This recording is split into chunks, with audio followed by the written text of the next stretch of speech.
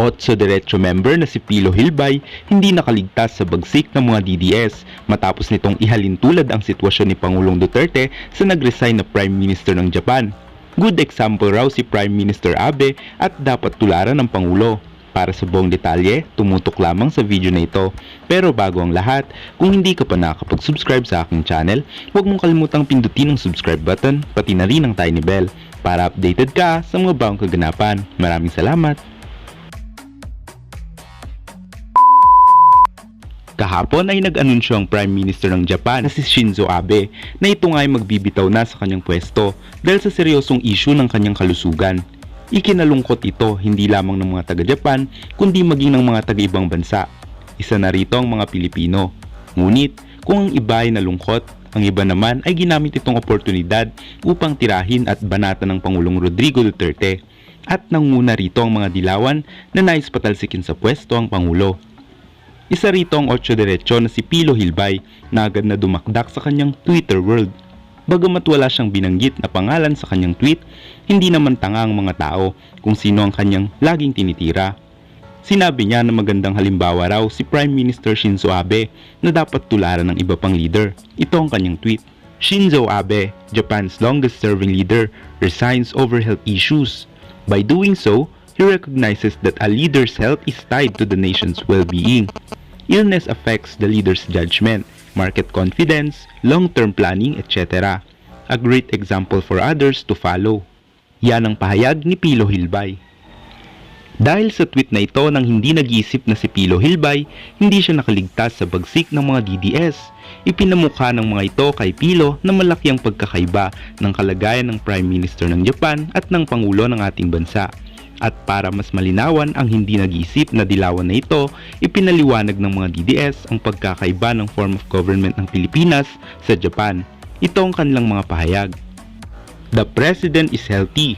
Just moments after the resignation of Japanese Prime Minister Shinzo Abe was announced on television, guess who from the PH opposition was quick to react?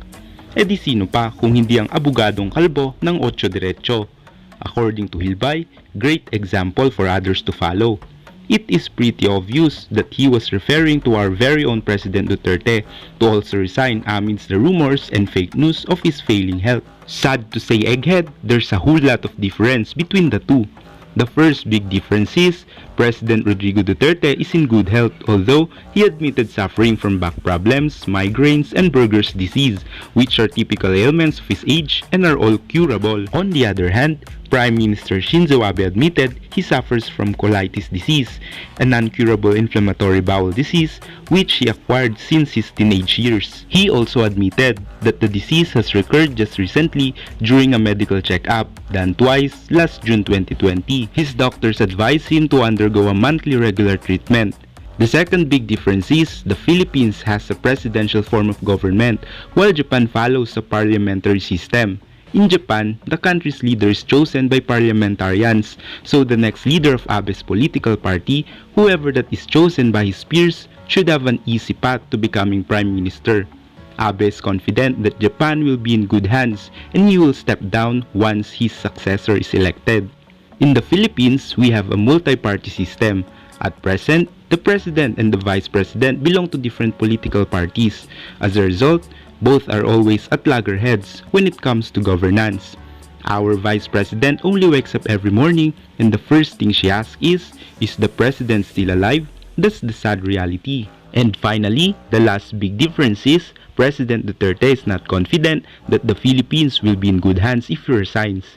He has to stay healthy until 2022 by God's grace, and he is only willing to step down once his successor is duly elected by the people in 2 years' time. Hashtag just shut up, hashtag liberal sucks, hashtag pray for the president, hashtag Duterte 2022.